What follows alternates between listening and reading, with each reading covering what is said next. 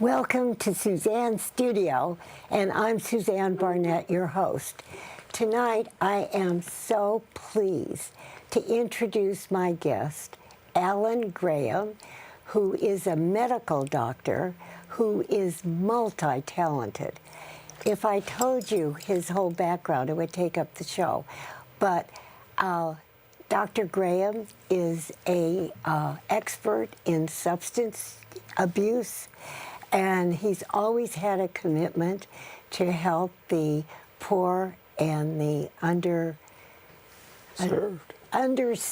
That's a new word for me. There's so many other things. You're also the retired director of chemical abuse in Denver, Colorado, and Kaiser Permanente. That's right. You know, that's a lot for me to memorize. Anyway, Dr. Graham, I welcome you so heartily. Well, thank you so much. I love being and watching your shows. Thank you. The thing is that one of the reasons I wanted to feature you is that you're such an expert in the homeless. And that's what we're going to talk about. And when I thought about it, I thought, why do I want to have a depressing show? But after talking to you, I think you're going to illuminate a lot of things about the homeless. Why, in the first place, were you interested? In my specialty, addiction medicine, so many of those people have significant mental illness. And one of the ways they find to treat their pain and their sadness, their anxiety, their mental problems is by using alcohol. Then people find narcotics work very well, and now we have so many available high-potency opioids on the market. People who are down and depressed start finding cocaine is a wonderful drug.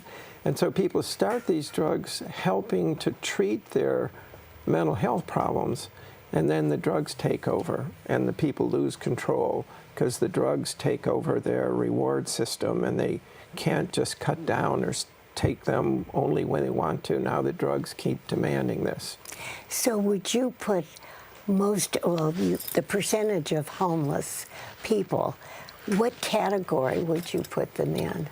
Well, when working with the homeless, I particularly was doing that after I retired in 2011, started working with a wonderful program in Boulder, Colorado, where we really help people get off the street and get trained in social enterprises.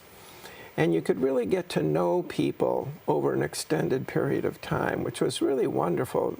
As a physician, you often don't have that contact with people so often. So when you look at homeless people, you find that about 60 to 70% of them have a significant substance use abuse problem or addiction. And around 60% have a significant psychiatric illness. Usually that's PTSD, major depression, bipolar disorder, schizophrenia. And typically, these people aren't being treated for any of those. And that's what really attracts me, that these are people who are actually suffering from many treatable illnesses, but they aren't getting the treatment they need. And that goes way back to when I was an intern here at Stanford in 1971. People were being released from the mental institutions here, but there was no place for them to get services on the street. And now it's almost half a century later, it's the same problem. So we haven't given those people the kind of services that they really need for the illnesses they have. Well, how are we going to do that? That's a really good question. I know. Medi-Cal and Medicaid have been enormously important, and they've been helpful. And they need to be funded more fully, and particularly, I think in the last couple of decades, the society in this country have become aware that addiction problems aren't just bad behavior. And now with the opioid crisis, people are finding kids in their affluent neighborhoods are getting stuck on heroin, and they realize there's more than an environment here. There's something about the substances, there's something about genetics, and people are beginning to understand that these are actual physical disorders of the brain. So I think that's awareness is helping. And I think the next step is that people need to get to know who these people are. But we have isolated ourselves in our little gated communities, and rarely do people get to know the homeless person because we've pushed them to a side. And that was the gift of working with them in Boulder, that I got to know these people in a very personal way for extended periods of time.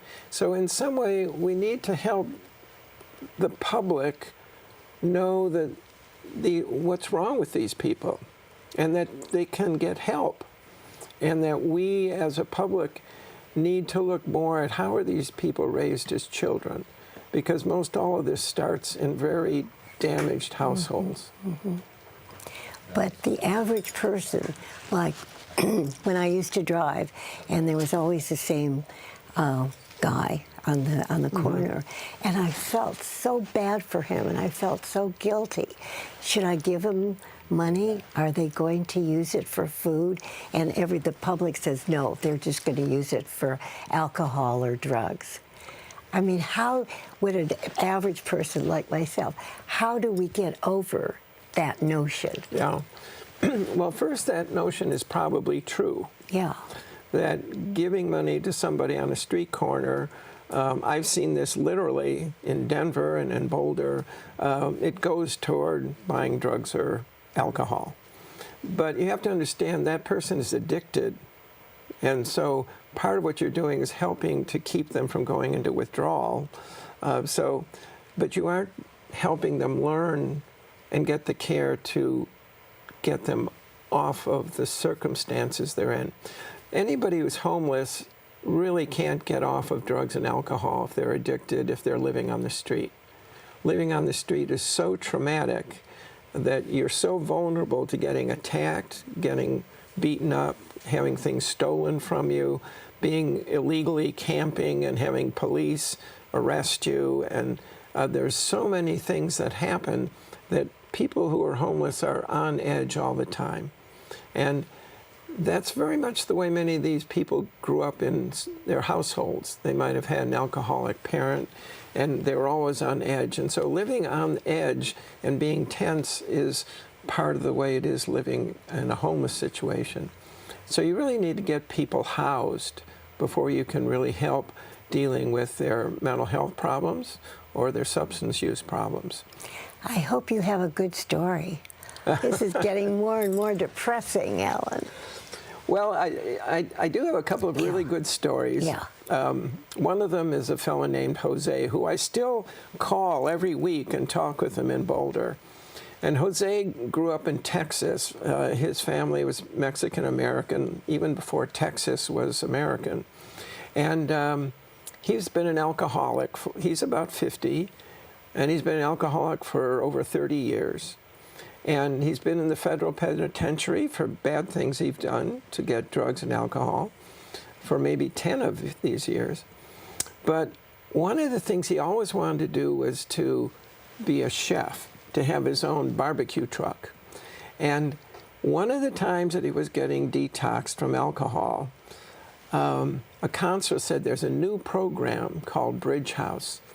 And you could go there, you'd be off the street, and you could be in their culinary arts program for 6 months to a year, and they'll train you to be a chef.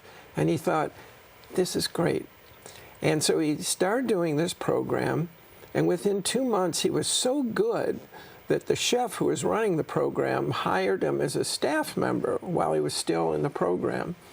And he was sober and said, this is such a good program, my brother ought to come in, who's also alcoholic. So he got his brother to come in the program, and now 12 months later, he was looking around, transitioning into getting his own apartment. So the program helped him get subsidized housing. He had some physical disabilities. He had bad arthritis in his knee, And so we were working at trying to figure out how he could be on his feet all the time as a chef and still have the arthritis problems and not have to be on opioid drugs. So as time went by, he was able to tolerate the discomfort of his knee. He got off all of his addictive drugs, and he took a job full-time working for this program. So he's now been catering and doing the entrepreneurial business of this social enterprise, still working for the program, still sober, and both he and his brother have their own apartments, subsidized housing.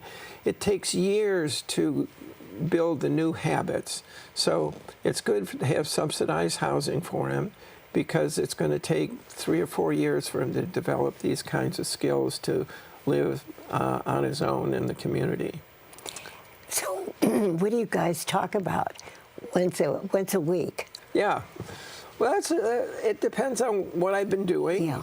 He's very interested in what's happening in California because he spent, about 6 years in California, down in Southern California.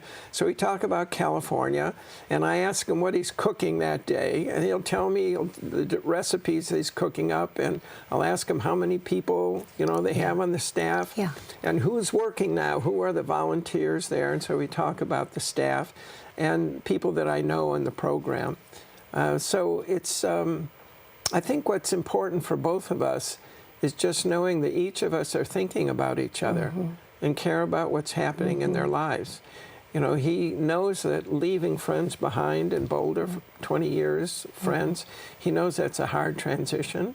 He's made that same kind of transition when he moved from Texas up to Longmont in Colorado. So we have commonalities like that. But don't you think, I'm going to be the devil's advocate, but how many other people do you know that have such a wonderful story as Jose? Well, that's a good question. One of the things is people need to be ready to make a change.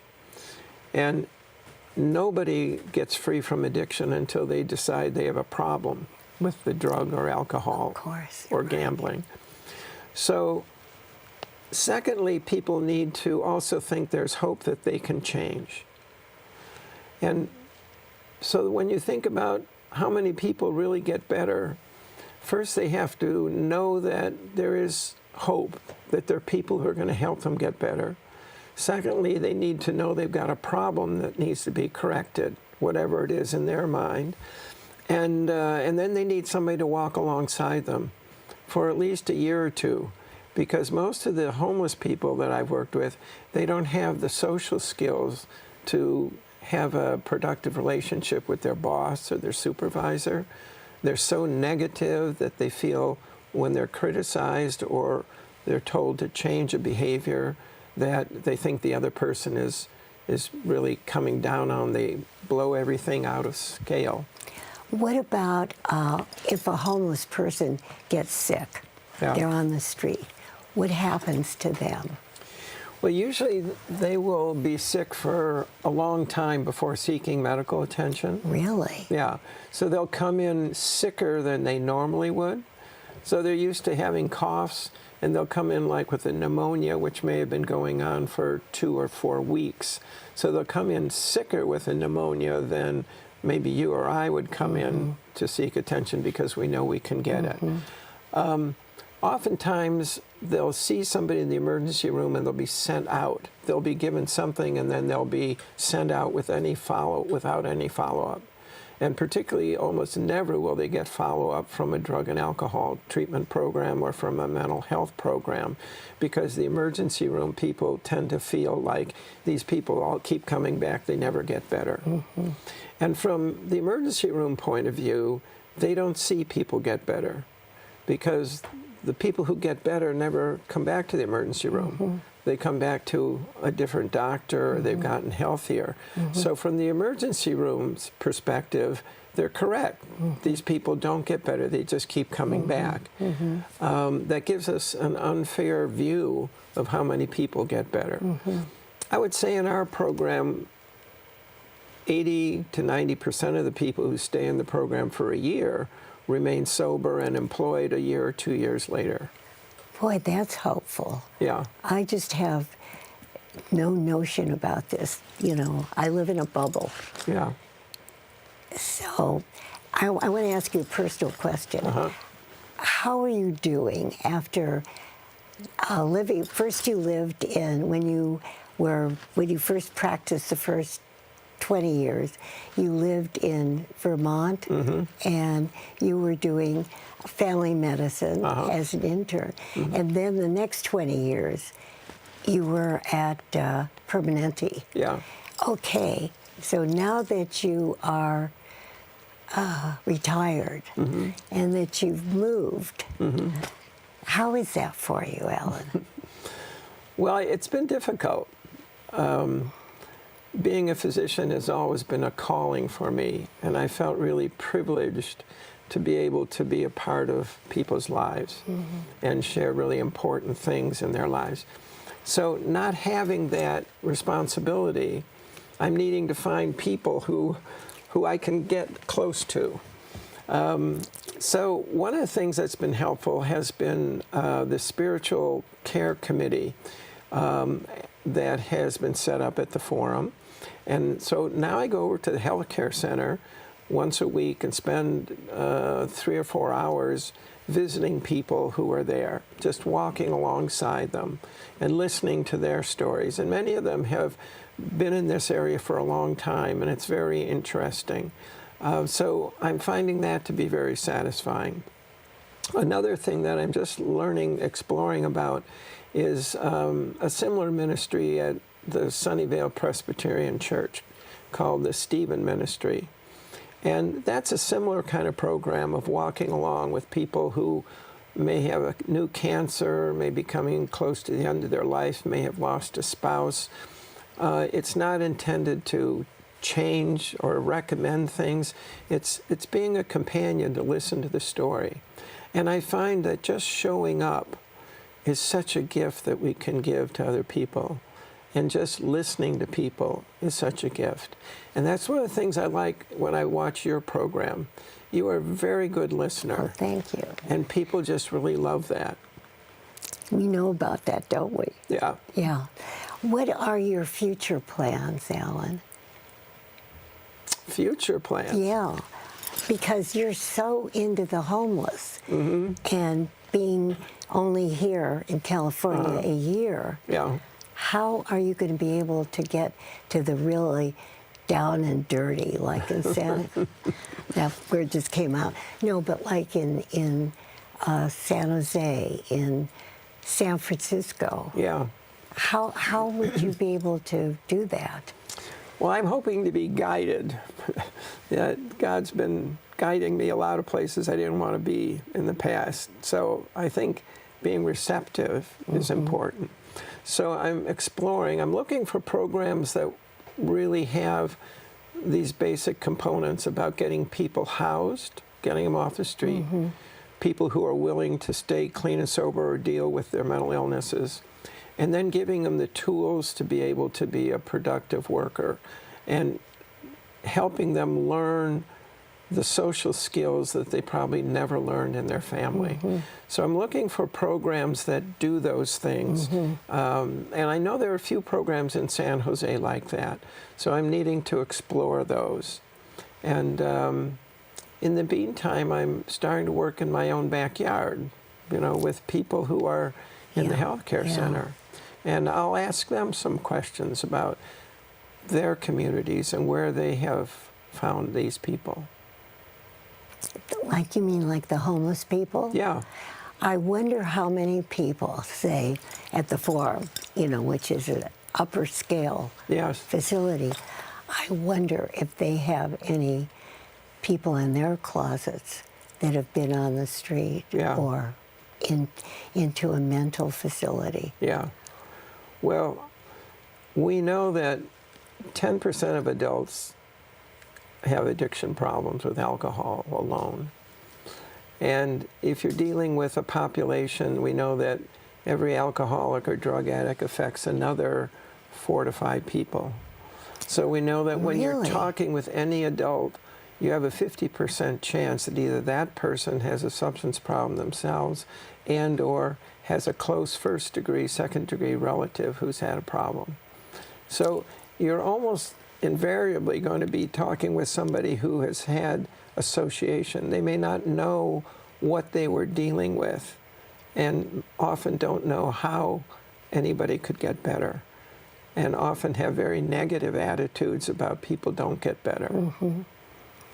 And being a substance abuse, not mentor, specialist. Oh, thank God, I can still think of some words. Mm-hmm. No, but in your experience, because that was one of your total specialties, is there hope for these people that have these addictions? Really, yeah.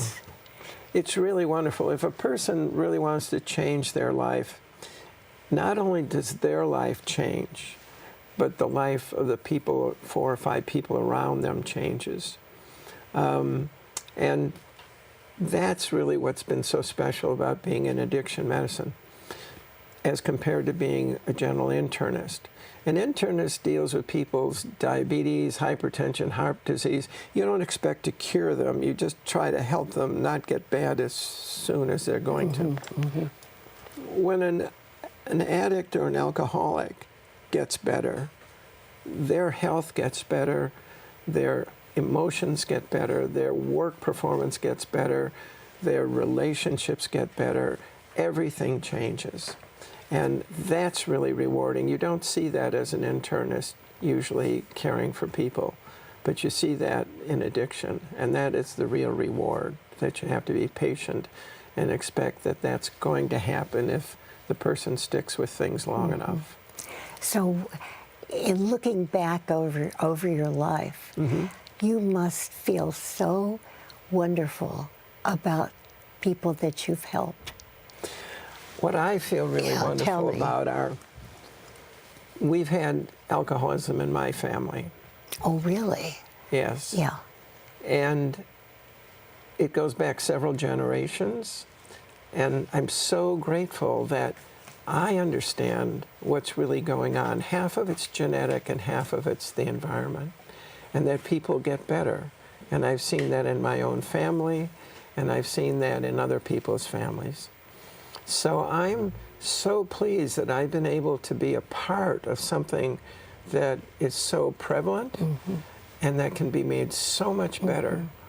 Mm-hmm. And I feel very grateful. And as the science of addiction is improving, we're going to be much more effective as we get better ways to help people be more motivated to make change and not slip back so often. The more we understand about the chemistry and the biology of the brain disorder that leads to these things, the better we're going to be able to be helping people. So 20 years, 50 years from now, we'll have much better tools to really help jumpstart people's motivation.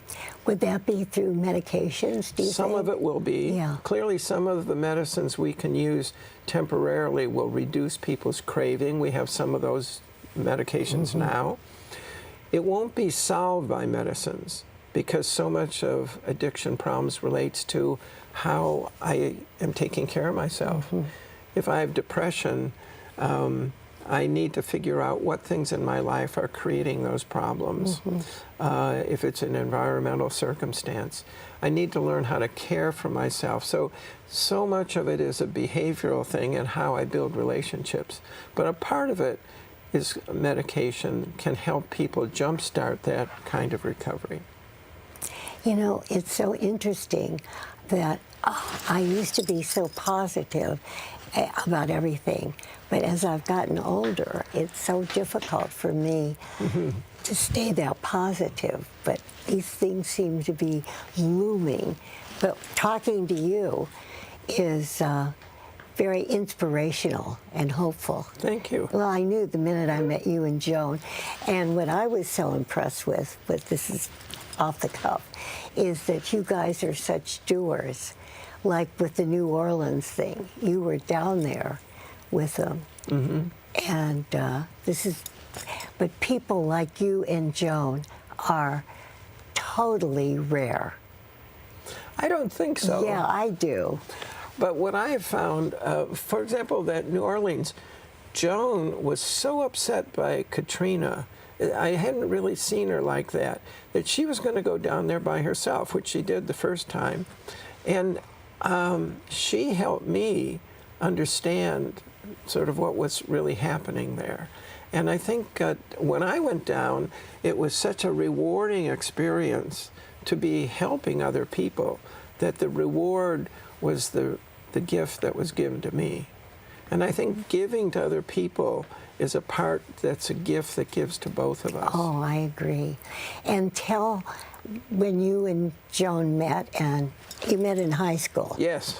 And you're still married. Yes. But you guys are one of the younger ones at the forum.